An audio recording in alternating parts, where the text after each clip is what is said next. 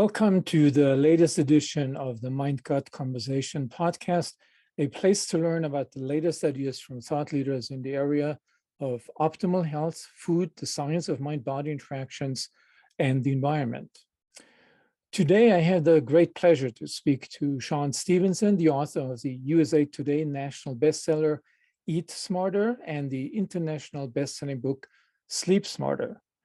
Shawn is also the creator of the Model Health Show, featured as the #1 health podcast in the US, with millions of listeners download each year. Shawn has been featured in Forbes, Fast Company, the New York Times, Muscle and Fitness, ABC News, ESPN, and many other media outlets.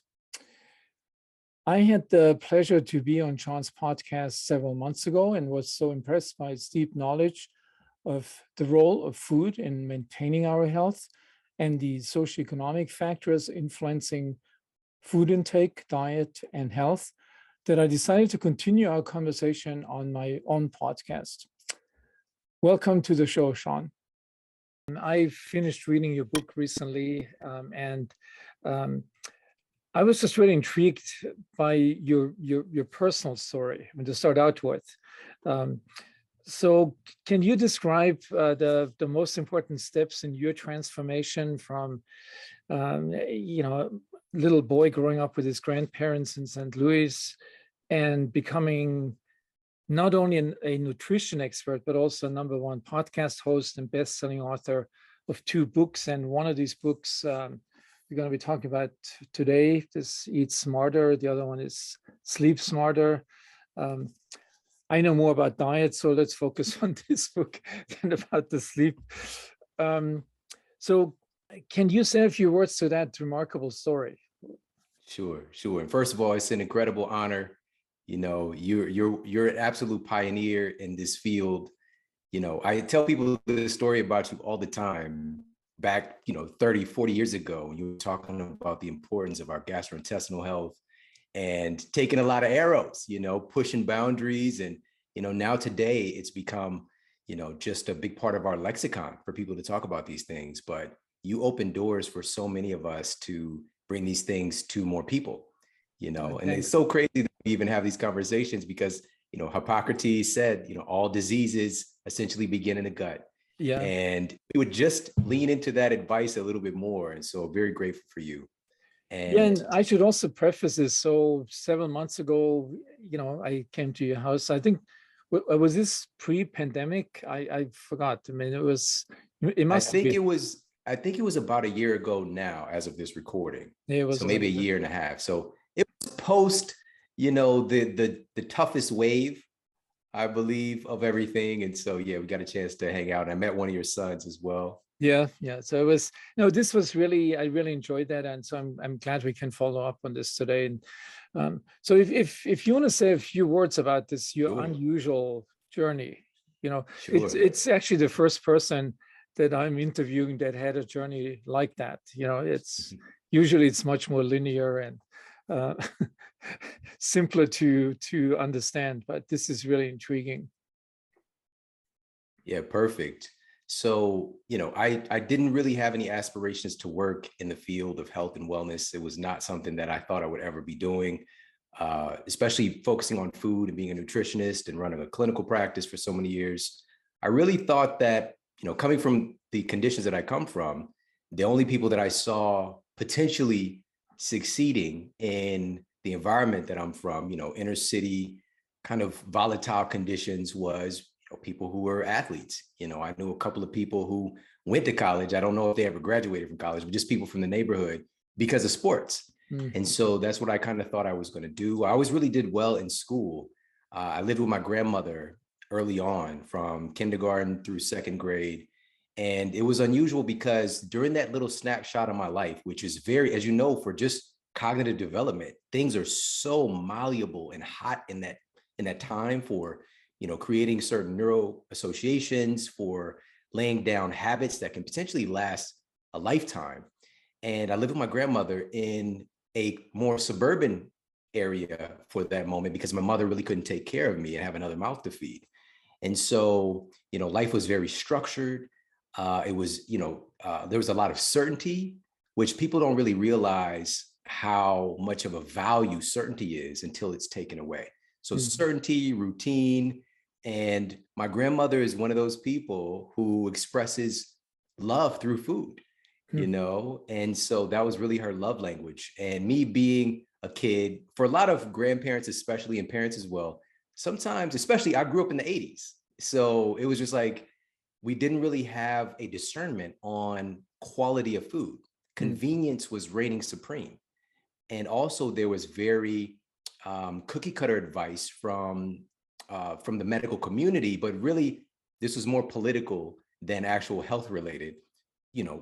Lower fat was the prime mandate, and very superficial things. The quality of food wasn't as much concern as the chemical construct of it. And so for me, she just wanted me to eat. I was a skinny kid. I was really the only skinny kid in my family, the only skinny person in my family. And, it's probably maybe just because I was running around all the time, but she just wanted me to eat something. And so she would give me, and I remember having my own little table, and I had my fish sticks and macaroni and cheese, and she would sneak some broccoli in there. She put some cheese on it. I would eat it. But I remember my grandfather sitting at the table, eating his, homemade meal, and then just like looking at me, like giving me dirty looks, just like, why does this kid get to eat what he wants, And so anyways, but my grandmother had a garden. My grandfather was a hunter, and he would forage and all these things. And, but those qualities I rebelled against because I had a McDonald's conditioned palate. I literally had one of my first birthdays. The first birthday that I can remember was at McDonald's. And it was a huge hit with my friends and with my cousins, but it was also a hit to my health that I didn't know until later. So to fast forward the story a little bit, my grandmother and grandfather eventually moved to a more rural area of Missouri and left me. In essence, there was a decision to be made. Will I go with him or going back and live with my mother and my stepfather in the inner city? And that's what I did. And, it was very volatile conditions. I was on this free lunch program at school. And so this means, I get this little red ticket, and I'm getting, cereal in a little pre-made bowl. I'm getting chicken nuggets and pizza and all these things that are, pre-made, very low quality food, little juice containers and things of the like. And this is supplanting what I'm eating at home, which again is primarily more processed food every single meal, essentially. And so where does this all hit a stride? Well, again, fast forward, when I get to high school, I'm tearing it up. I'm just like coming out the gate. I ran a 4.5 40-yard dash, which is kind of accumulative to NFL combine times when I was just 15, and working to, get on the football field as a running back, returning kicks and punts, and things were looking really good. But it was at track practice when the first instance of my health breaking down took place. I was doing a time trial with my coach. And as I was doing the sprint, it's 200 meters, so it's half the track. I was coming off the curve into the straightaway, and my hip broke. All right, I didn't fall. No one ran into me. My bone just broke. My iliac crest of my hip, the tip of my hip just broke. I didn't know at the time. I thought maybe, I'd never been injured before. I just thought maybe I pulled a muscle. I didn't know. And a couple of days later, I finally got a scan done because I just kind of tried to walk it off. And the physician put up the x-rays, like, oh, there's the problem. Your bone is broke. And he gave me what's considered standard of care. Gave me some NSAIDs, told me to stay off the leg, gave me some crutches. And he was like, your kid, you'll heal quickly, and kind of sent me on my way. But never did he stop to ask, how did a 15-year-old kid break his hip from running? You never asked that question. That's amazing. No, of course not. Of course not. It was more, again, just like, oh, that's an interesting anomaly. But there was a deep issue that was taking place. And from that point on, I couldn't stay healthy. I just kept getting injury after injury after injury. I've got game films in my closet back here in my office that I show my sons from time to time of me on the football field. Literally, I'm breaking away on a touchdown and I'm 5 yards from the end zone and I just fall because I tear a muscle or whatever. My body was just breaking down. And it wasn't until the age of 20 when I get diagnosed with a degenerative spinal condition. So basically an advanced arthritic condition of my spine, degenerative disc disease, which I know some people listening right now or watching have experienced this. It's become one of those things that's just really increased in the last few decades. And what's abnormal about it is that I was 20, I was a kid, and it was already significantly advanced to the degree that my physician at the time told me I had the spine of an 80-year-old. And by the way, caveat, an unhealthy 80-year-old, because there's some 80-year-olds who are healthy. So now I take it personally when I think back to that moment. But just the perception of what an 80-year-old's unhealthy spine should look like is what my 20-year-old spine looked like. And, to kind of tie the story together, like how did I get from there to where I am? It was getting that diagnosis was heartbreaking for me. At first I couldn't really accept it. Like when I asked, what can I do to fix this? Like previously when I broke my hip with the other physician, I was just ready to do whatever I had to do. And he told me, he literally put his hands up and kind of pushed the air, like, slow down, son. He told me that this is incurable. And this is something that you're just going to have to live with. And I'm sorry this happened to you. And for whatever reason at that time, and this is where I think that there's some wisdom that gets, we could just kind of pull from, the quantum field or something, because there's no reason that I would have a reference to asking this question. But I asked him, does this have anything to do with what I'm eating? Should I change the way that I'm exercising? He looked at me like I was from another planet. And he said that this has nothing to do with what you're eating. But then he wrote me a prescription to eat some pills. He's essentially saying this has nothing to do with what you're putting in your mouth, but go ahead and put these in your mouth anyways. And treating the symptom. And just to give a little caveat, my physician was blatantly unhealthy himself. I could see that. Very experienced. He was one of the top in the field, but he was not healthy himself. And he was kind of passing off this very rudimentary advice that this condition, there's no cure for it. It's just going to be something you manage for the rest of your life. And so I went home, and it was 2 years flashed by. I was in pain, agony. I could barely sleep at night. I would toss and turn, maybe sleeping an hour at a time most nights, until I got another drug prescribed, or also over the counter. I found a nice combination of like Celebrex and Tylenol PM to kind of knock me out, just to sleep and to make it to my college classes to get a little bit of sleep. And it was a nightmare, but everything changed after I got a couple of other, a second opinion and third opinion, which we can come back and talk about potentially, but they all gave me the same bill of goods. Really well-meaning folks, of course. But I realized finally after 2 years that they're literally telling me that they can't help me. There's nothing I can do to get better. And I'm just putting all my faith in them and my belief in them. And that's that. I'm doing nothing on my part because they gave me permission to do nothing. They told me I can't do anything. And so eventually, after 2 years, I finally asked the question, what can I do to get healthy? What can I do to feel better? And for the first time in 2 years, because I had this residual question, and I talk about this in Eat Smarter, actually, there's a process in the brain. We have the reticular cortex, reticular activating system, but it's called instinctive elaboration. And whatever question the human brain is posed, it's basically the human brain is obsessed with answering questions. Questions kind of are the answer that guide all of our lives, even if we're not aware of it. But for 2 years, I've been asking, why me? Why is this happening to me? Why won't somebody help me? And so my psyche, externally and internally, is constantly looking for reasons to affirm why my life is terrible, and why I can't be helped and why things are so bad. But as soon as I asked, what can I do to feel better? So things that were there the entire time, my entire life, and especially those 2 years, became present to me, but I wasn't attuned to them. A friend of mine who was, she was graduating from chiropractic school. I'd known her for years. She took me to Wild Oats, which has since been bought by Whole Foods, but I didn't know this existed. It was like another planet to me.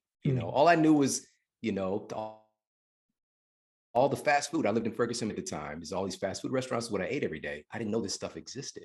And the right books presented themselves. And me being somebody, I was in college, so I was versed in research. I start to ask different questions. What is my spine made of? What are my discs made of? What are my bones actually made of? And I just became obsessed with finding the foods and the nutrients and just flooding my body with these raw materials in order to regenerate my body, because my body just simply didn't have the building blocks to make me. And the cherry on top of the story is, after that moment of revelation, it was about 6 weeks later. And by the way, I'd gained a lot of weight over those 2 years of inactivity and eating this processed food, this drive-through diet, essentially. And all this weight just flew off of me. And the pain I'd been experiencing for 2 years was gone. This sciatic pain that was just a nightmare for me. And eventually, about 9 months later, I got a scan done, and the degeneration had essentially reversed. I could see the light shining through my disc, whereas they were black before.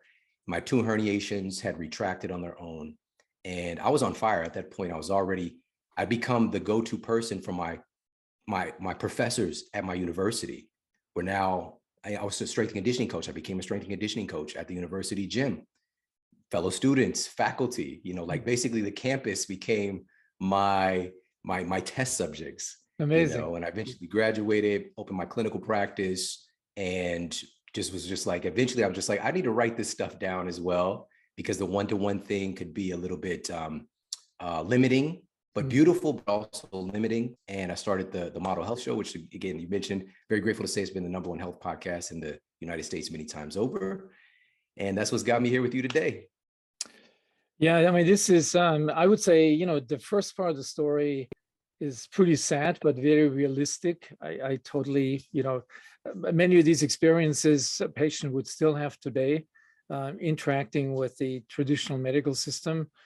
And it's not the fault of these physicians, I mean, it's the fault of the training, and the curriculum, and that diet and nutrition takes such a small or non-existing part. Like as a gastroenterologist, I did not have more than an hour of nutrition education, which is amazing, even though we deal with the organ of the body that is, is in charge of your digestion. And the second half of the story I find wonderful. I mean, that discovery of that you self, it's almost like you've discovered, you've become like this wounded healer, which is often a very effective way of becoming a very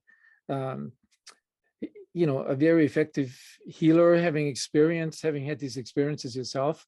I see this sometimes amongst medical students that develop the disease, and they, like inflammatory bowel disease, quite a few young physicians that come with that history, and they feel they want to learn more about this and be able to help themselves and help others with that disease a lot better, as if you become a physician or a healthcare practitioner, because it's a lucrative job, so it's a very different way of coming to it. So I think this is really and there's something to be said too. There's something to be said about that statement of a wounded healer, because I'm coming into this now realizing that there's another potential, that heretofore might not have been just something experientially in my psyche.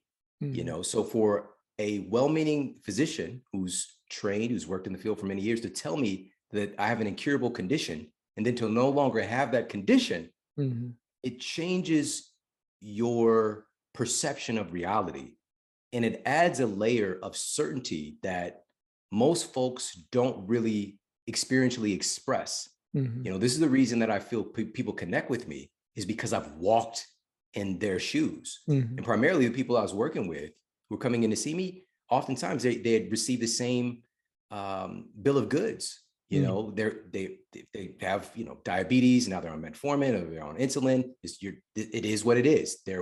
And of course now it's much more well established that type 2 diabetes is reversible, but at the time it's just kind of like, this is what you're going to have to live with. Folks coming in with heart disease are on lisinopril, and they're on statins, and they're treating these symptoms, and they have the perception that this is my lot in life. There's nothing I can do about it, And so people who are oftentimes just written off, they would find their way to me. And the thing that I did that was different, and that is thankfully, because of our voices, is changing the medical paradigm. But, COVID has kind of thrown a monkey wrench into stuff, but it's, at the same time, it's understanding that the process of care itself has devolved rapidly, which is patients are no longer actually getting time with their physician or with their healthcare provider in a way that they can actually identify where their issues are coming from, because that takes some investigation. For example, if somebody's coming in and, one of the things I was just recently talking about, in the United States, we've got about 70 million folks have some form of gastrointestinal disease annually. And this can be, obviously food is a primary mover here for sure, because it's what we're putting into the system. But in reality, there are many other things that can affect your gastrointestinal health. One of those being stress. Mm-hmm. And if we're just, again, treating symptoms and not identifying the fact that this person is creating a pro-inflammatory state in their body, they're having a kind of genetic switch turning on that's activating some kind of inflammatory issues in their gut. And we're just like, again, throwing things, at the wall to see what sticks, rather than let me find out. So what does this person's routines look like? What does their nutrition look like? What does their sleep practices look like? How's their work life? What's going on at home? This takes time to investigate. And most importantly, it takes time to find the psychological leverage for that person to change it, because that's where the real work is, And so, this, that just to keep the lights on for many of my colleagues who are physicians, they're working in quantity. They've got 10 minutes, 15 minutes max, most time less, especially if they're in a big box situation, healthcare system. It's virtually impossible, just because of the way that things are structured, to actually spend time and get to the root issue for folks. So a lot of times people are pointing the finger at physicians, not understanding. Oftentimes they're prescribing medications just to keep the person going, not because they necessarily even want to make that the solution. It's their training, number one. And also it's a time thing, and it's a compassion thing in one light, just to give the person some form of solution. But, now we've got this massive, pharmacology has become the leader versus like actually root cause training for physicians and healthcare workers, so we can remove the root causes so we don't have these issues in the first place. Yeah, I mean, you sort of addressed several points that are interesting. So one is, so in my career, stress has always played a major role in terms of seeing patients on a different kind of stress, doing a lot of research on it. Once we had brain imaging as a technology to actually look into the brain and look at the biological substrates. And I sort of come to this conclusion, or to this concept, that one thing that's happening, and our GI tract is at the center of that storm. It's exposed to two kinds of chronic stresses. One is, and stress I define as perturbation of homeostasis, or perturbation of a balanced state. One is obviously the psychological stressors that we all know about, and if the other one is the dietary stressor, which is eating a diet that's so far removed from maintaining homeostasis that your gut, your immune system is located in the gut, responds to that with a low-grade inflammatory response, and then often those two stressors coincide. So you have the chronic stress from the lifestyle, from the stressors that we're all exposed to, and you have the dietary stress, and both of them converge on the immune system that's located in the gut. So you have the perfect storm. And I think for me, it's probably the best explanation why people, or even populations that are exposed to those kind of stressors the most, have most of the chronic non-infectious diseases, and have had a higher rate of COVID-19 infection, have a higher rate of long COVID. I mean, it's all not a coincidence. If your system is pushed so far off balance, then that's what you would expect. One question I had that is, I did not address it in my book. It's come up in a few interviews, but I'd love to hear your opinion, because you've grown up in an inner city environment. How much do you think that socioeconomic and this inner city, this exposure to factors in inner city, which is both from a racial standpoint, a chronic stress associated with negative emotions, anger, anxiety, frustration, but also at the same time with an unhealthy diet? I mean, how much do you think that plays a role? I mean, you probably have a lot more insight into that than I do. Very grateful that you asked this question, because a lot of folks are talking about this subject, but they're not actually from the conditions themselves. There are a lot of wonderful friends and colleagues that I have. Mark Hyman, Dr. Mark Hyman is another person who's like talking about these issues. but they get these cute little terms like a quote food desert. It sounds a little bit exotic, like it's a nice place to go on vacation or something, but what we're talking about is conditions where, for example, when I was a kid, we were on government assistance, food stamps, the WIC program, but also we would get food from charities, from one of these places. It was called the Hosea House that would give out food. We were really struggling to get by, but people don't seem to understand, even when you hear that, even for myself, it's just like, well, why don't you just work harder? And what people don't realize is my mother worked overnight at a convenience store just to help supplant and to, keep the lights on for us. And my stepfather was a chef during the day. And just thing after thing after thing kept happening, being in these conditions. So for example, one night my mother was working overnight at the convenience store and someone attempted to rob the store and she was stabbed 8 times. My God. And she almost died. And she was my mom is an incredibly tough person. Like it's almost, we call her Wolverine. All right. She's always like recovering from something, and just like overcoming something. But she was able to hold the offender down till the police got there. And when she got to the hospital and got stitched up, the physician told her that if she wasn't a big woman, because she's overweight, significantly overweight, if she wasn't carrying as much weight, she would have died. Wow. So he told her that her fat saved her life. Do you think psychologically that you're ever going to let that fat go if you have a traumatic experience like that? Absolutely. So it became her shield, And so for many people, psychologically, it can become their shield for other things as well, just the hardship. So again, being in these volatile conditions, we're trying to do the best that we can, but oftentimes we don't have any examples of what that looks like to be in a healthy condition, to have good physical health, to have access, right? So just going to the basketball court is a risk because I could get shot, and this was a real thing. And so, having this being, when I was in college for when I met my wife, actually, I was living in Ferguson, Missouri, which many people know about. There's, it's kind of an infamous condition taking place there. And I'm not exaggerating in the slightest. When I walk outside of my apartment complex, the first thing that I see is a liquor store. And then if I make a right, then I see Taco Bell, Domino's Pizza, Papa John's, Dairy Queen, Chinese food, but it's not like a nice Chinese food restaurant. It's like bulletproof glass, fried rice, and all this really low quality food. McDonald's, there's a Steak and Shake there. There's a Arby's, there's a Krispy Kreme Donuts, Burger King. There's another Chinese food restaurant. There's Jack in the Box, there's Wendy's. This is all just literally within a mile of my house.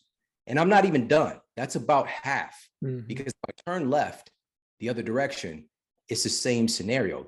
I'm inundated, not to mention Lee's Chicken, Popeye's Chicken, and all the little mom and pop, fried fish places and the like. So I'm completely surrounded by low quality, very cheap food. And just to be able to make sure that I get a meal, same thing if my mother's in this scenario, to take $20 and you got to feed your kids for a couple of days, and you can go to McDonald's and get each kid a burger and fries and a drink and feed yourself as well for $10, you're not going to get a nice rotisserie organic chicken, and some broccoli and some, potatoes or whatever the case might be. That money's going to be long gone. You can't afford it. Yeah. And so economically, it's cost effective and it tastes good because it's chemically designed to taste so good. And, so again, we're also in a state where I didn't know that there was a difference.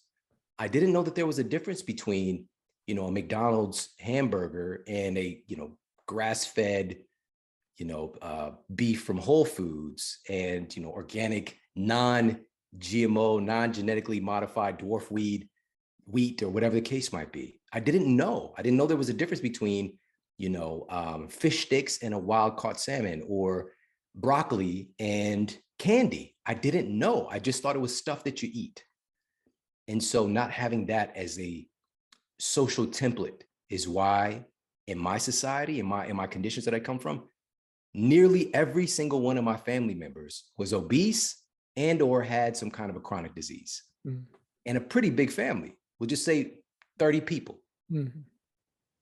I was the skinny kid, but I was also the one that ended up having a degenerative spinal disease when I was just a kid. My expression, my genetic template expressed for that. And I think it's important for us to mention this too, because we see diseases as the problem, but what a disease really is, even diabetes, for example, which is really rampant in my family, diabetes is your body, your genes making an adjustment, changing the way that it functions under unideal conditions to keep you functioning, to keep you alive.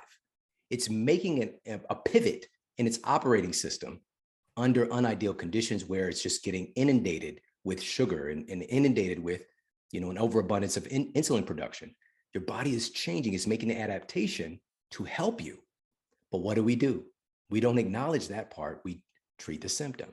Here's metformin. Here's, we'll just pump more insulin in. We'll try and, you're already, the system is flooding. Let's overflood it.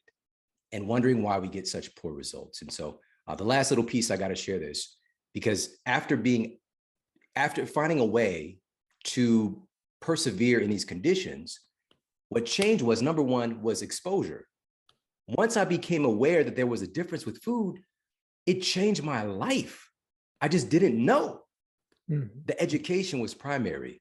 And so I began to invest in higher quality food. I was shopping at Wild Oats. I was shopping at Whole Foods, which, by the way, is 45 minutes on the other side of town, at the minimum. These things are not near me. There was no gyms near me. I wasn't around healthy conditions. I had to go outside of the environment, but I was willing to do that once I became aware, and I made the investment in myself. And that came back a million times over, me doing that initially. And so number one is awareness. And also, being able to take a step back. I looked at, okay, so what are the actual outcomes? Why is it that this cost intensive product, we'll just use a cheeseburger from McDonald's, for example. How is this so cheap when it's so cost and energy intensive to make this thing, right? We've got the beef, we've got the cheese, we've got the bread, we've got, the condiments, we've got the packaging, we've got the toy that comes in the Happy Meal. We've got all these parts. How is it that this cheeseburger, I can get 3 of them for the price of 1 avocado? Mm-hmm. And the avocado literally falls off a tree. It can literally fall off a tree. How is that even possible? And it really has a lot to do with the government subsidy programs and what's actually getting invested in by our society. And when I say government subsidy, I even hesitated to say it because that means us. Mm-hmm. It's coming from our tax dollars. Mm-hmm. And what I did was I wanted to track the consumption of this food. Is it actually showing up in the data as having negative impacts on human health?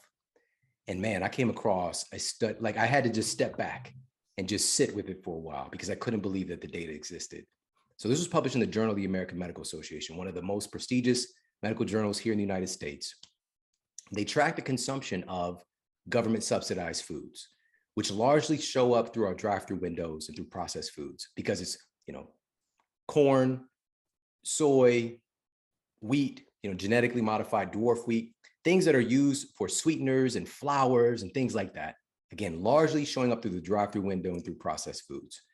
The United States government has given about $170 billion since somewhere around 1996 to about 2010, right? So about, we'll just say, 14-year time span. And you would think, again, it's a good premise to feed Americans, right? That's what they're funneling that money for. But big food industry has come in and scooped up, using lobbyists to scoop up the lion's share of that. And almost nothing goes to fruits and vegetables, right? It's going to these cash crops, these highly refined crops. Eventually, it become highly refined products. And so here's what the study found. In the study, the people who had the highest consumption of government subsidized foods had nearly a 40% greater incidence of becoming obese. All right. So our society is structured in a way that is literally feeding the problem. And predominantly in the study, this was happening in low income neighborhoods. All right. The math is there. The statistics, we have the receipts. We know that this is taking place. And once you're sick and you're in that system, it's very, very difficult to find a way out. And this is what we could talk about as well, because being in that state where your health, where you're struggling with your health, it pulls away so much of your cognitive ability to find a way out, to find creative solutions to things. This is another thing that's leaning on, even the way that we relate to each other. We can have compassion and empathy and, be able to perspective take when we don't feel well. It's just harder. It's a whole lot harder. And this is why even in this time right now, there's so much dissonance. There's so much, there's such a great sense of divisiveness in our culture right now. There's so much infighting, and you can see it. It's like people are not listening to each other, right? And I'm telling you, based on the data, and again, we could talk about this, the reason that we're experiencing such divisiveness underneath all of it is that we are not well. We're not physically or mentally healthy in the first place. And the rub is we think we are. We think we're so evolved as a society, but we're the sickest nation in the history of human civilization here in the United States. We're knocking on the door of 250 million citizens being overweight or obese. It's so difficult to even put into words how much we're struggling right now. Yeah, spending the highest amount of money, billions and trillions of dollars for healthcare, but being like 18th on a world ranking of of health, mental and physical health. I mean, it's so you addressed a lot of things here. I mean, the one thing, that it's intimidating to think about that these big agro businesses are playing a huge role, behind diets. So we can talk about, for those people that have the luxury, that just go to their local farmers market in New York or west side of LA and get this. Even those foods are not 100%, organic. So oftentimes, but there are places now where you can go and they're actually grown regenerative, organic way. But that's just such a tiny minority of people that can afford this. And it's usually the ones that do not have the major problems anyway. I mean, they're, they want to look slim. They're the ones that are on Instagram, all the women that, so they're not the ones that have the actual health problem. The health problems are the ones that do not have, that are exposed to this the most way and don't have any way out of it.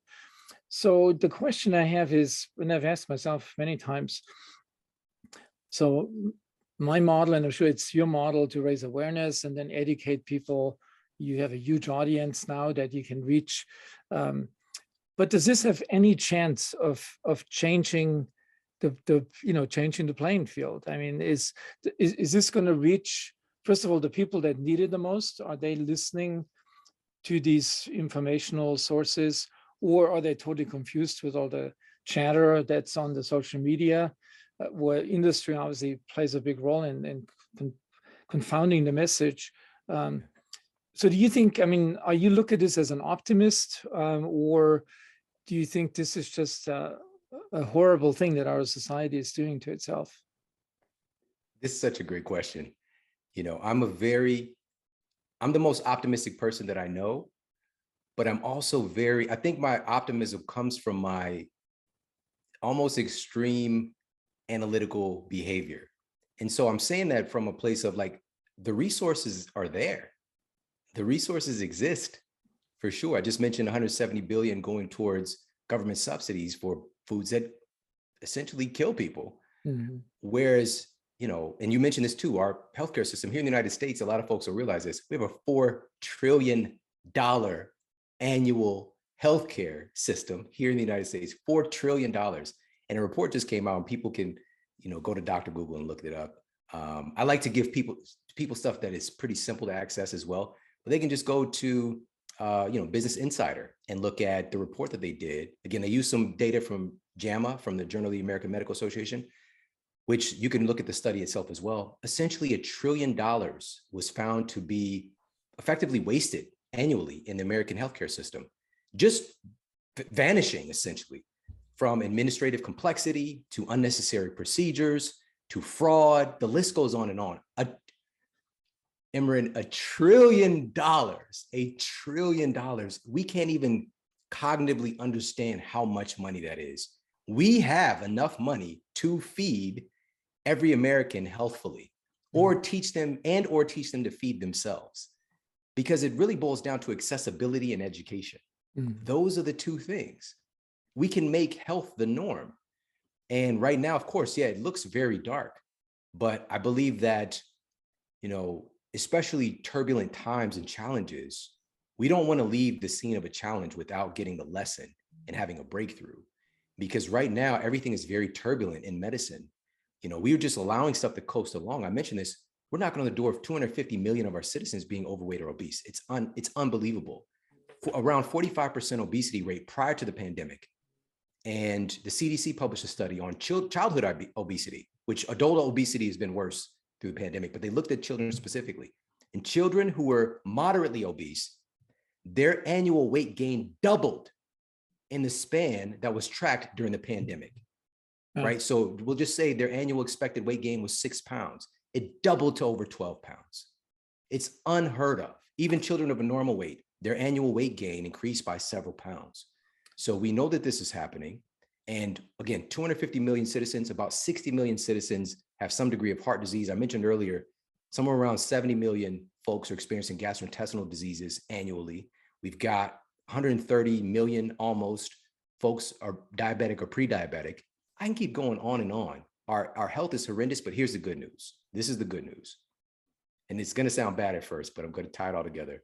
The CDC published a study looking at the ramifications from COVID specifically and the underlying risk factors for death related to COVID. So it was a study of over 800 US hospitals and over 540,000 COVID patients, massive database. They found that obesity was the #1 risk factor for death. Significantly, obesity is the #1 risk factor for death.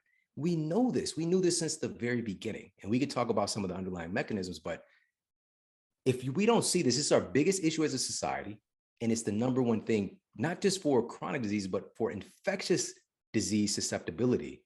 And #2 was anxiety and fear-related disorders was the second leading risk factor, which points to our tragic state of mental health in the United States. We don't understand how, the fields of psychoneuroimmunology and psychoneuroendocrinology and how our thoughts and our emotional state affect our outcomes with our health. We can create a pro-inflammatory state in our body from stress.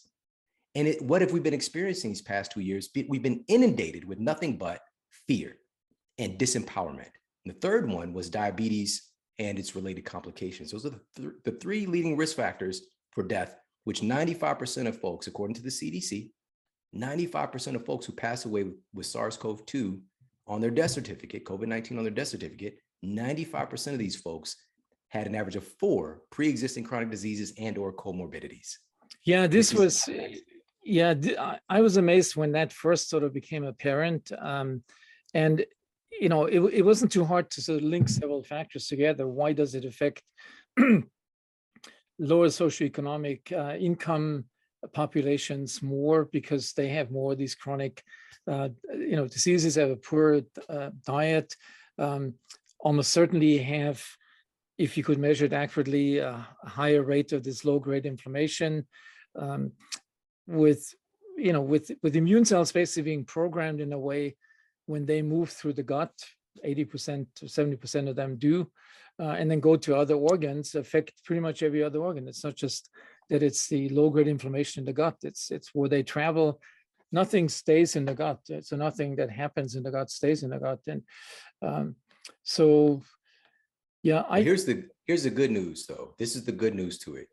And as you mentioned, SARS-CoV-2 is at least partly an enteric infection. If we look at the ACE2 activity there, we can go on and on down that rabbit hole. But this is the good news. When the data is finally acknowledged and we really embrace how our poor outcomes here in the United States, specifically, the New York Times just even published a report on this, and looking at the rate of death from the United States, top compared to other high income countries, significantly, right? And we had some of the strictest, quote, mandates and trying to superficially address these things. But what was also in the study was, we have the highest rate of obesity, significantly. And then you look compared to a country like Japan that has one of the lowest rates of obesity. We're talking around 4% versus our, 40. And you see that, their rate of death is literally on the ground compared to this mountain, this peak for the United States. Now, here's the good news. When the data is acknowledged and we see that our susceptibility to all manner of infectious diseases and chronic diseases is rooted in our poor health, and everything is so turbulent right now, which makes it more malleable. So our healthcare system has an opportunity to make a shift right now if we acknowledge what the real underlying issue is. If we can get our citizens healthier, our outcomes dramatically improve like that. And the thing is, there was this thing people were kicking out at the very beginning. Well, we can't get people healthier overnight. Absolutely. We saw the data coming out of Italy. Chronic diseases is the biggest susceptibility here, but we can't get people healthier overnight. Not only did we not attempt to do that, we allowed our health to devolve far worse in the time span of just 2 years. And you can look at the data, the increased consumption of processed foods, alcoholism, drug intake, prescription, and illicit drugs. Most folks don't realize this really great report was not the news isn't great, but it just came out about 2 weeks ago now, maybe 3 weeks ago now, looking at the number one cause of death for people in their prime of life years between the age of 18 and 45 in the United States. It's not COVID. It's not heart disease. It was fentanyl. Opioids are the leading cause, and synthetic opioids, the leading cause of death for people in the United States in their, quote, prime of life years. And most people have no idea that this is going on. And again, it's just getting to what is the root issue here? People are hurting physically and mentally, and they're attempting to treat these things, whether they're conscious of it or not, by reaching out for things that treat symptoms of their underlying issues.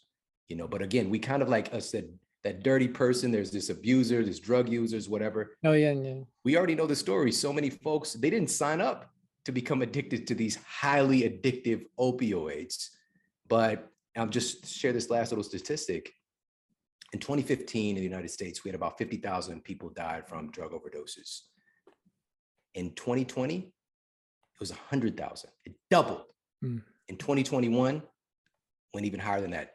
The most overdose deaths ever recorded in a country. And most people, we're not talking about this. Yeah, no, we got to talk about these issues. Yeah, this is the big problem, that it's, the medical system, I'm not sure, it's so based on financial and, financial considerations, both from the big healthcare providers, to a lesser degree, even from the physicians driven. It's now these big organizations that, so things like, yes, you can hire a dietitian in your division to help, but that's not going to solve the problem. It has to be a much bigger effort. But I've not seen the discussion, coming out of COVID is all about the vaccines and the new medications to treat it. I've almost heard nothing except in some scientific journals, in the Lancet and JAMA, these articles that you mentioned have shown the connection with these chronic diseases and increasing the risk.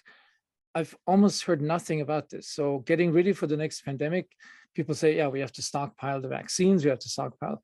There's almost nothing in the media, at least. Maybe some politicians think about it, or the CDC thinks about it, but it's not getting out to the public that this is something that's going to hit us again, and it's going to, in a very similar way. There's not the underlying risk factors have not changed, and if anything, you mentioned before with children. So if you look at some of these chronic diseases, non-infectious diseases, the age of onset has moved downward dramatically. So inflammatory bowel disease, colon cancer, everything is moving downward, and it's not a coincidence. It's because children are the most rapidly growing part of the population with obesity and metabolic diseases, and then all the other consequences. I just find it really shocking to me. And, until I sort of got into writing my books and really took time to look at the bigger picture, other than my gastroenterology, viewpoint, it didn't become clear to me what the problem is. So, give you a good example. So in gastroenterology, colon cancer screening is a big thing. Like in our division, there's one faculty member, very successful African American. No, actually, she's from Nigeria, very successful woman. Her main mission is to increase the rate of colon cancer screening.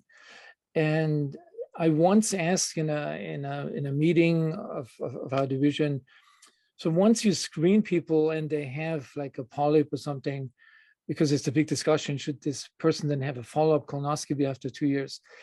And I said, do you take any dietary history, or is any dietary counseling? Well, we know that a big risk factor for colon cancer is metabolic disease, And the person who gave the lecture said, that's actually a good idea. I haven't thought about it.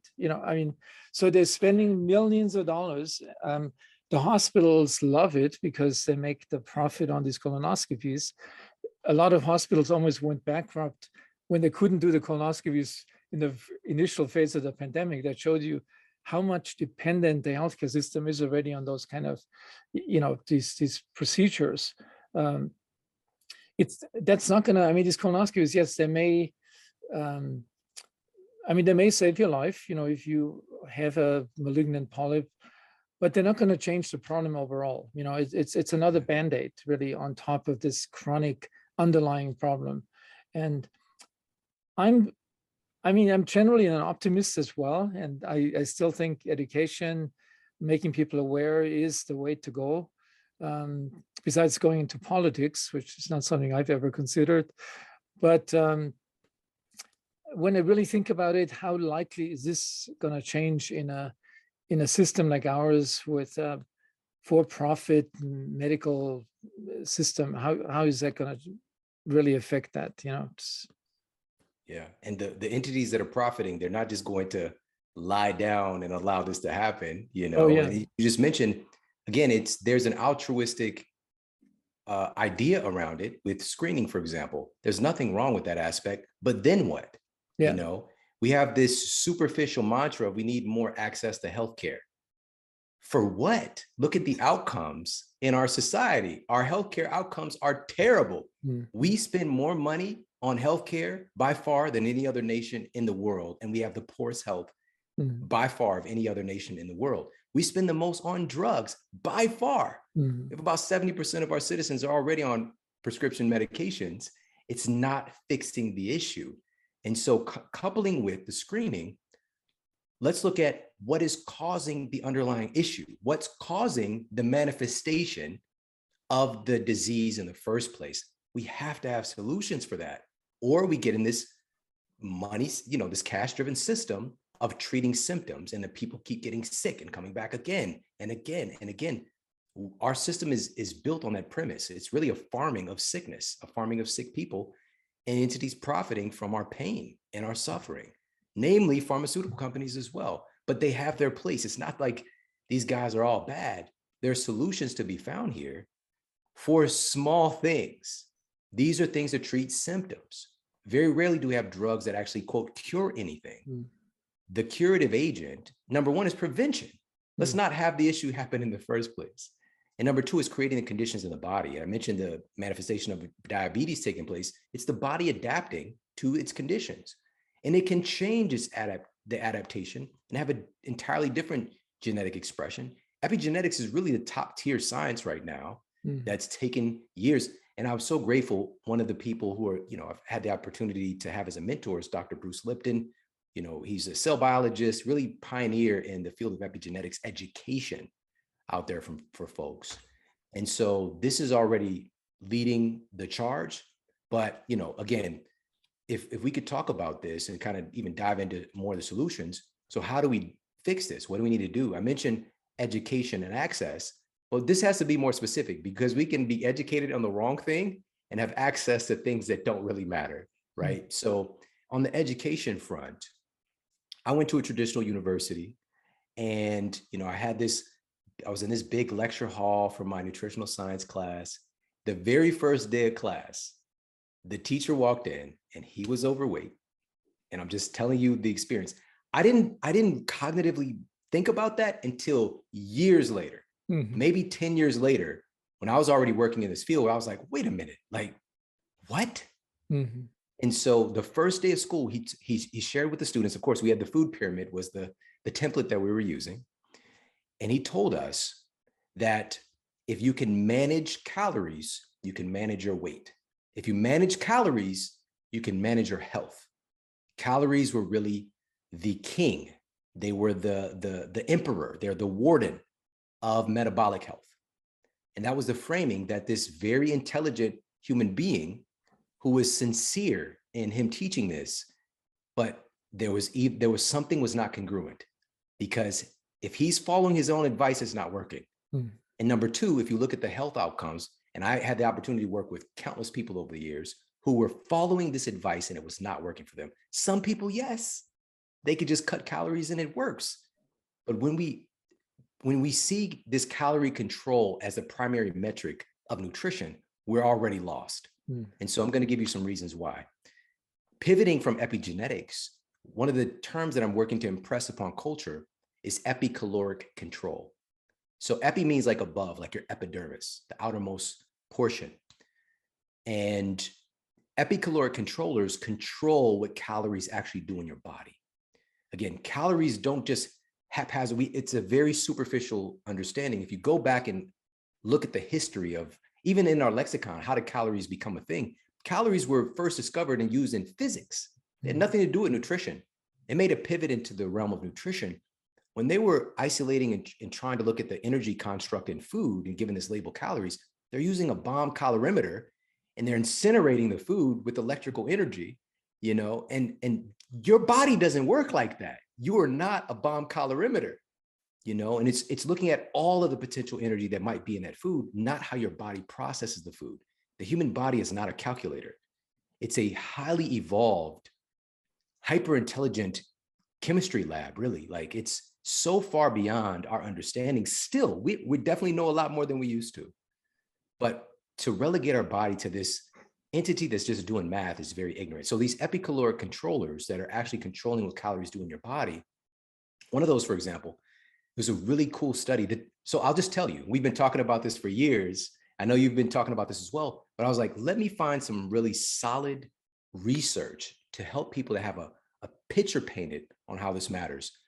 We talk about the quality of the food itself, the quality of the calories matter, right? But what does that really mean? Well, this was published in the journal Food and Nutrition Research. They wanted to find out what would happen with test subjects' calorie expenditure, how their body processes calories they consume when they eat a meal of whole foods versus a meal of processed foods. So already I'm riveted seeing this study. And so for their whole food meal, they utilize, and again, this is just their definition of what a whole food meal is. They looked at two different types of sandwich. All right. So the whole food sandwich was whole grain bread, cheddar cheese.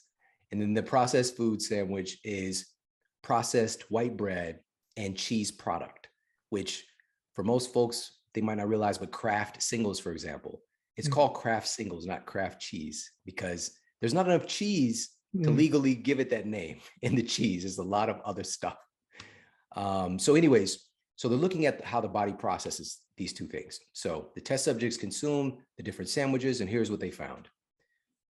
After the test subjects ate the meal of processed foods, the processed food sandwich, versus the meal of whole foods or the whole food-based sandwich, eating the processed food sandwich resulted in a 50% reduction in calorie burn after eating that sandwich. So what that means is, when they ate that sandwich, their system, there was some form of a metabolic block that took place that suppressed their body from efficiently burning off or processing those calories they consumed. And their body retained it and held on to it for whatever reason. And we already know the reason. It's the abnormality of the chemicals that we're putting into the body in the first place. Is a confusion. metabolic confusion, hormonal clogs taking place, right? So when I say the quality of food is an epicaloric controller, it literally is controlling how your body processes calories. It's above caloric control. You can manage your calories and be eating really low quality calories and not get the results that you want with your, your insulin sensitivity, your leptin sensitivity, your weight loss, your heart health, whatever the case might be, because the quality of food itself is so abnormal. So that's just one epicaloric controller. I could throw out two more quick ones if you want, if that's okay. Yeah. Why don't you? It's a fascinating concept. Yeah. All right. And of course, since I have you here, I'll throw this one out there. But just really quickly, another one is our digestive efficiency itself. No two gastrointestinal tracts are the same. Everybody is different and unique. The absorption, the assimilation, the elimination, the digestion overall from person to person can be dramatically different. And we don't take that into consideration when we're looking at the back of a food label and we're looking at, okay, this is going to give me fill in the blank. Not necessarily. As a matter of fact, it could be dramatically different from person to person. And this is another reason why we see people who are undertaking the same diet and they get dramatically different results than their friend, or just not even on a diet. They just living life, and one friend remains on the surface fit while the other one is struggling with their weight, right? Our digestive efficiency from person to person is dramatically different. And so I could dig in and look into all the different pieces of that. But, even from the length of the digestive tract itself, you might have more surface area. We just got more opportunity to absorb stuff, And you may throw in the diversity and composition of the microbiome, which is not part of our body, yes. But we only share about 10% of that composition, these relative abundances with somebody else, even though we share more than 90% of our genes with the person next door, So that introduces this big, but what you're saying is, I love this idea to, we have been using the steam engine metaphor to understand the body. It seems like every time period where we're sort of fascinated with our machines. So this could be the steam engine, it could be the car, it could be turbines, rocket engines. Now it's obviously computers. We have not really adapted. And then humans use these technical models as a model for understanding the body. And I think many physicians and, patients as well are still stuck with that steam engine model that you can put in anything you want. It's always going to generate the same amount of output energy, whereas by an almost miraculous way, the way the body actually operates and adapts and shows individual differences can come out with very different results. And that's the kind of. I don't think every one of us needs to eat differently, but I think there's and there's some rules, that you want to avoid certain or minimize certain types of macronutrients. But the biggest difference is really these differences, that you have to find your own optimal diet that agrees with you and your microbes. And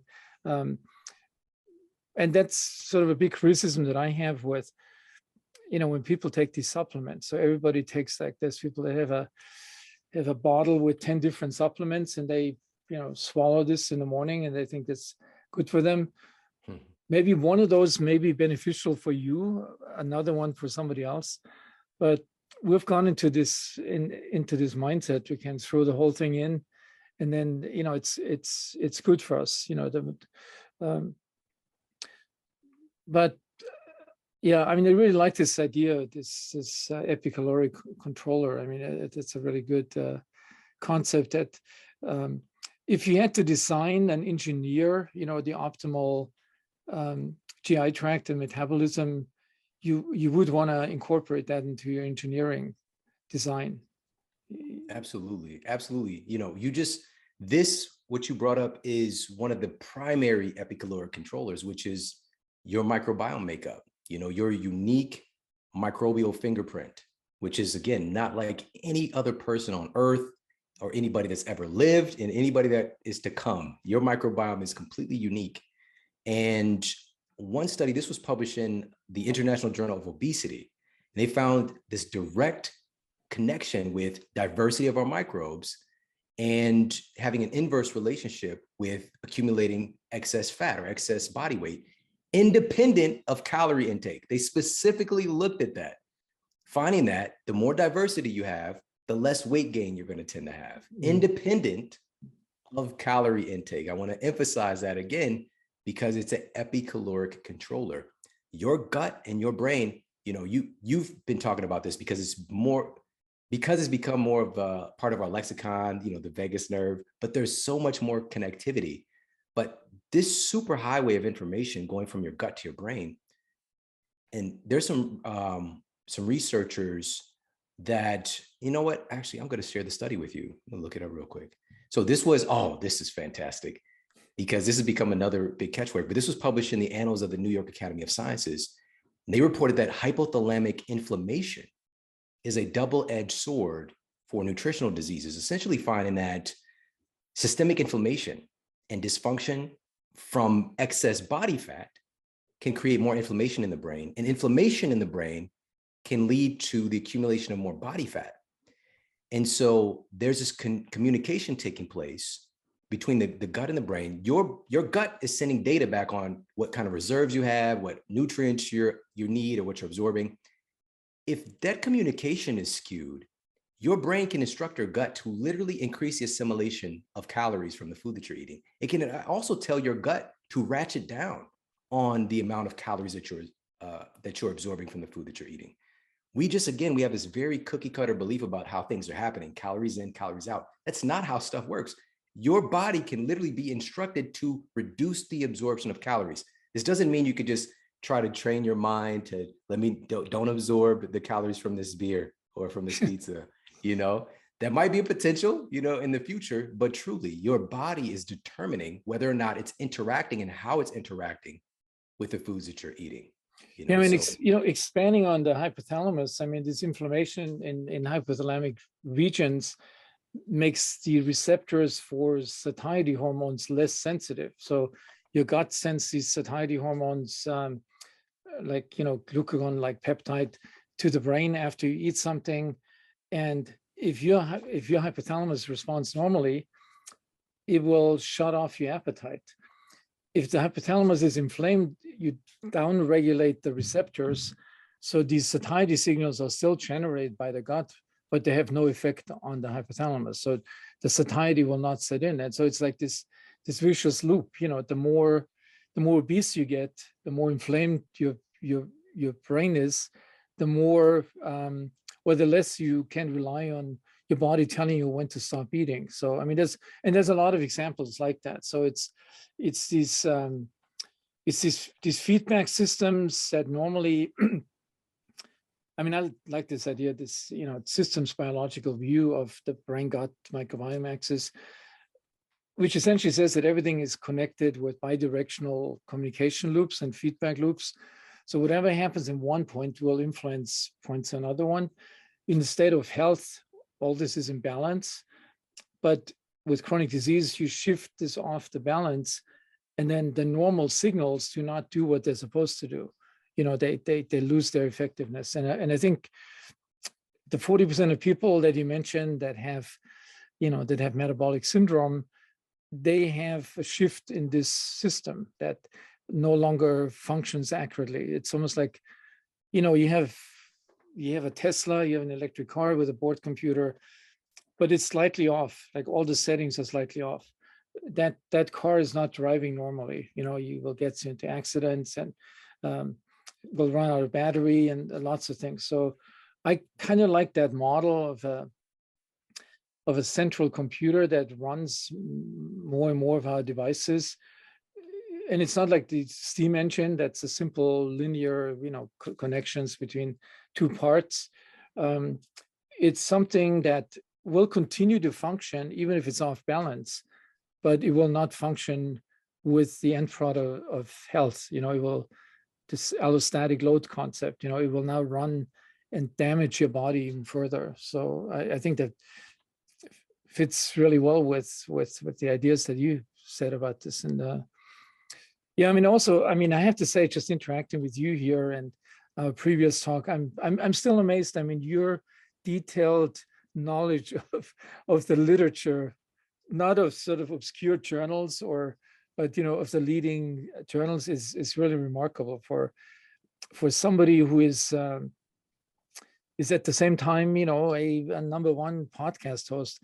I'm not sure how many of your colleagues in this business would have the ability to, go back to the same kind of information and database to make their questions and comments. So thank you. That means so much, and I think that there's a love affair that takes place. I'm really obsessed with, the leading edge of science, but also the articulation, because as I'm pretty sure most people aren't waking up every day and reading 5 different medical journals. Yeah. And as I'm doing that, I'm thinking, how can I teach this? Mm-hmm. Because as you know, in the world of academia, it's typically, we'll find this great information that's taking place, great studies that are being done, great breakthroughs that are happening.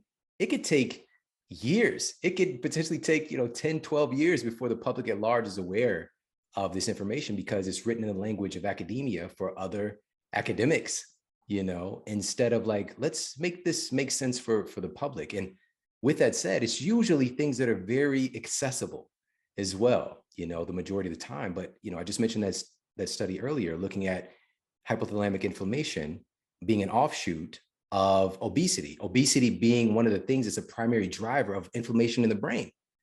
People aren't thinking about that when they're trying to help people to get healthier. There's focus on calories. They're not saying, we actually need to do something to try to address the inflammation in your brain, because your brain is controlling the outcomes of the rest of your biology in many ways. But what can we do? Guess what? Some researchers at Auburn, they did this really fascinating study, and they found that oleocanthal-rich extra virgin olive oil is able to reduce hypothalamic inflammation, right? It's able to reduce brain inflammation and even help to start repairing the blood-brain barrier, which is essentially one of the fastest that's getting damaged. Like, how is your brain even getting hurt from what's happening down below? You've got the blood-brain barrier. That gets damaged through our systems of, unconscious abuse that we are exposed, our exposures in our society. So, wow, this food, it's been used for thousands of years. And it's very different from the other oils that we're exposed to. This is pressed from this fruit. Olives are a fruit, and it's been utilized again for thousands of years. A very simple mechanical process, all right, versus highly refined processed oils that make up the lion's share of the oils that people are consuming. I think tomorrow, the day after, I'm going to be talking with another person I absolutely love, in addition to you, but this is Dr. Kate Shanahan. And she's, in my opinion, the foremost expert on the biological ramifications of these highly refined seed oils that become so rampant in our society. And one of the studies that she shared with me, researchers, and the great thing, again, we have this vast database now with our modern approaches to science. And so they did some fat biopsies almost 100 years ago. This is like the earlier part of the 1900s, like we'll just say during the 1920s, and looked at the very makeup of human fat cells. And they found that the average human fat cell at the time was made up of about 2% PUFAs, polyunsaturated fatty acids, all right?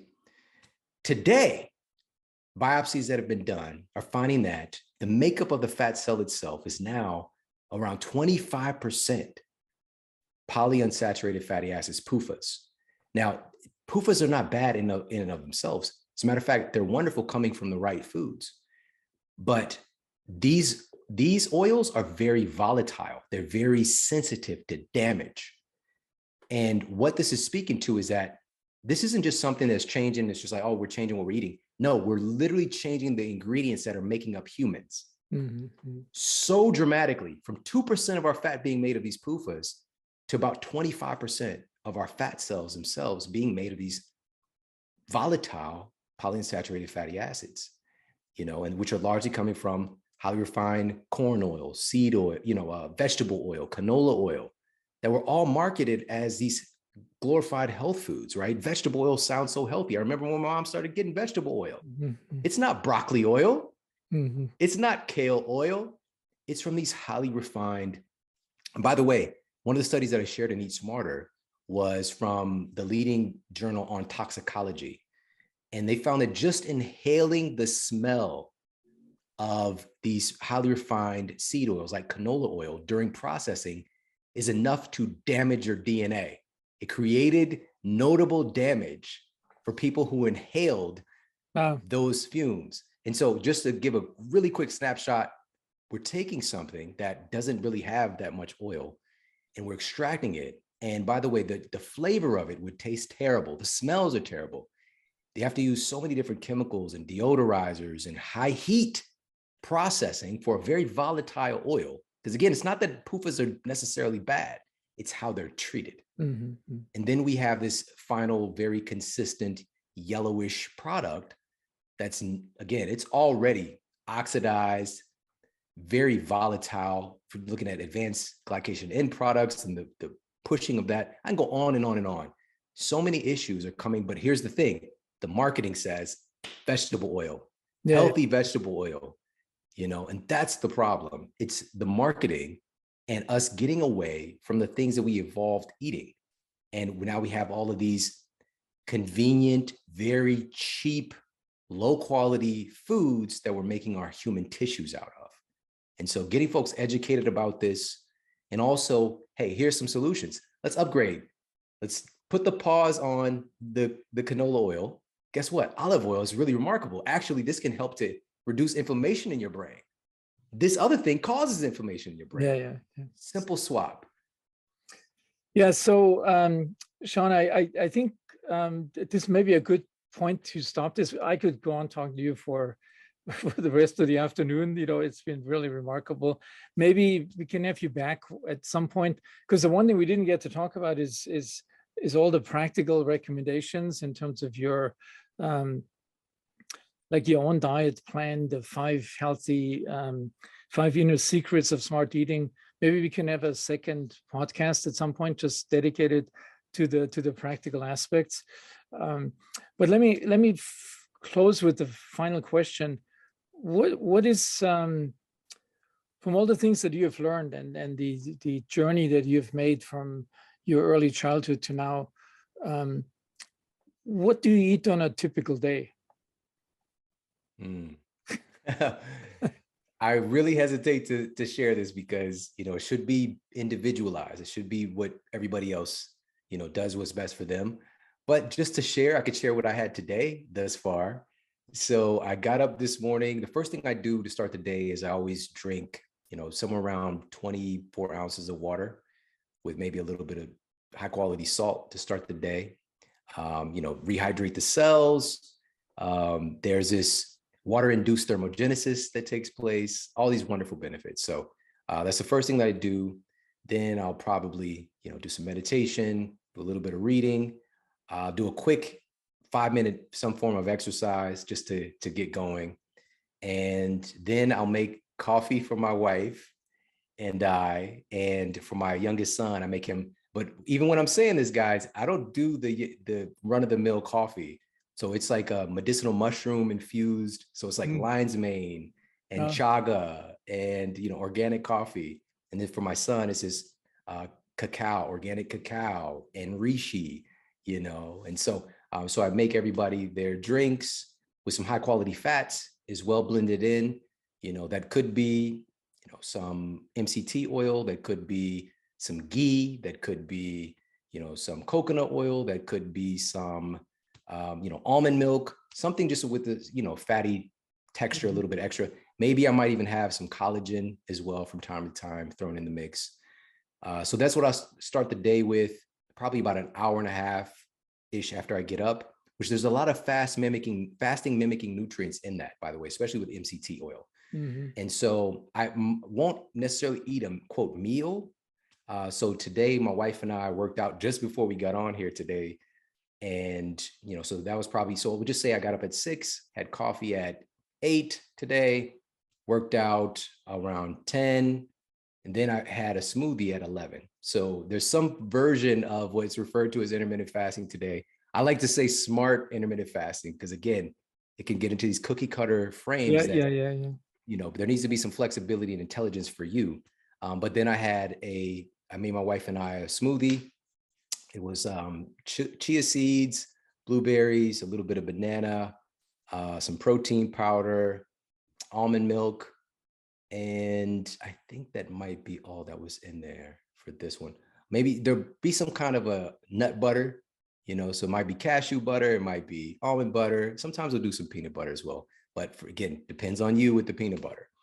And so something with a little bit of fat. So I had that. And then after I'm done here today, maybe have something that my wife prepared, maybe yesterday or the day before. What did she make? She made some curry, some chicken curry. So maybe I'll have that but definitely more vegetable heavy approach. So it might be some steamed broccoli or some asparagus or something like that. The prebiotic fibers are coming along, and all the medicinal spices as well that come along in a curry. So so it's going to be some version of that. Real high quality whole foods, a couple of things that are thrown in the mix that have more of a kind of a supplement, like I mentioned, a protein powder or collagen, but primarily real whole foods combined in a way that tastes yummy. And so that's generally what I'll have on a daily basis. I think that's a great way to stop. I'm glad to realize that what we eat, my wife and I and our son, is actually not too different from what you described. So I'm glad we arrived at the same conclusions, in terms of diet, and not just what we eat, but when we eat it, and mixing it with the exercise and meditation. So, well, I can't thank you enough for spending the time. This was a fascinating tour from your origins in St. Louis, growing up with spending the first 2 years with your grandmother, and then to this conversation. So thank you so much for doing this. And as I said, it would be great if we could do a follow-up sometime, just focusing on the diet part of your book, which is equally interesting. It's already done. I would love to. It's totally a pleasure to talk with you every time we get a chance to talk. Okay, great. Thanks, Shawn. My pleasure. Thank you.